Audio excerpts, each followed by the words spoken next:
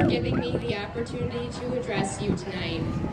As some of you may know, the purpose of a valedictory speech is to bid farewell to graduating students, sending them forth to embark on the next stages of their lives with encouragement and perhaps a challenge. We students graduating today have been known collectively throughout our high school careers as the class of 2013. But, of course, other appellations exist to describe our group, such as the name given to our generation, the millennials. Society has, for many years, given labels to generations. For example, the baby boomers, the loyal, idealistic, career-oriented people born between 1946 and 1964, or the more skeptical, independent, reality-driven Generation X, born between 1965 and 1979. More recently, pundits have characterized us, the millennials, as technologically adept, high-achieving, and confident young people. While these descriptions may be accurate, we as a generation also tend to be slightly self-centered, placing ourselves before others. Thus, I think a more appropriate name for our generation just may be Generation LAM.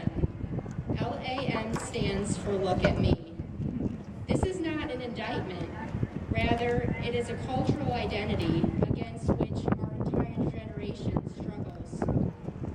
Everywhere we turn, young people strive to call attention to themselves, and our culture fuels this.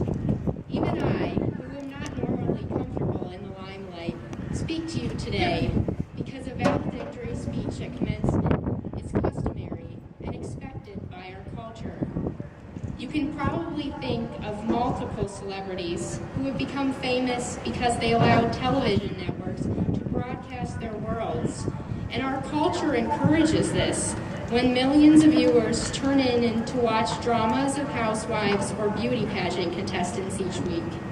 So many people today want to have this type of attention and fame. Is not an entire industry of social networking designed around the concept of look at me, look what I have to say, look what I'm doing? For many, LAM behavior fits into their daily routines. Studies report that average American teenagers spend 1 or more hours each day on social media sites, a concept which would have been completely foreign to our baby boomer and Generation X forebears. But what is the motivation to pursue look at me impulses, really? What is this obsession we have with fame? Certainly fame can mean money, and this is a great motivator, as the two are often closely related. Fame also implies desirability, acceptance, and approval. Suddenly strangers want your autograph, your picture, your friendship. You're the hot commodity. Also, admittedly, some people may want to make others jealous. Fame boosts them up. It gives them feelings of superiority. Yet in the process of achieving even the proverbial 15 minutes of fame, young people can fall prey to accepting the norms of a culture of objectification, turning themselves into objects of desire in place of human beings, buying into this concept as cool. They may use bad language, dress inappropriately, or worse, they may lose their human dignity, earning neither respect nor appreciation. Ironically, the true goals of the look at me attitude just may be respect and appreciation, which LAM behavior itself serves to unravel. As our generation fights against this, we do have excellent role models to emulate. A prime example of one who rejects self-centered culture is Pope Francis. Since his election as leader of over 1 billion Catholics, he has been the image of humility. He refused to live in luxurious apostolic palace, insisted on carrying his own luggage, and personally canceled his newspaper subscription in Argentina. All acts which a more self-centered individual would delegate to someone lower in command. Pope Francis continues to dress simply, avoiding rich vestments and the red papal shoes. And while I do appreciate a fine pair of shoes, I also appreciate his wish to remain wearing his modest sandals. He understands that washing prisoners' feet and welcoming active roles for women in the church are much more important for the well-being of Catholicism than enjoying lavish papal privileges. I challenge the young people of today, including the class of 2013, to recognize any look-at-me influences in our own lives and to ask, how can I focus on the collective good instead of my own glorification? This may involve deciding to live more anonymously without the goal of personal gain.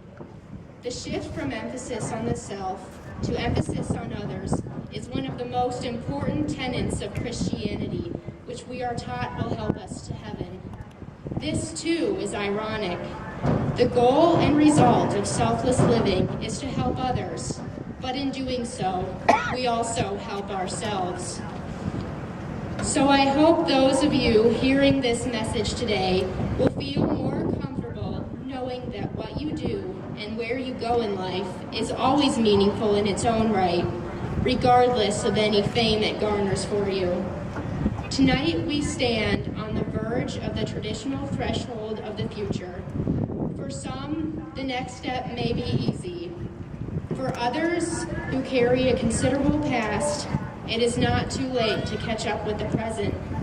And to everyone, may we proceed into the world with the confidence our generation is set to possess, so we may live to enrich the lives of others, and in turn, our own lives. Thank you, and may God bless you.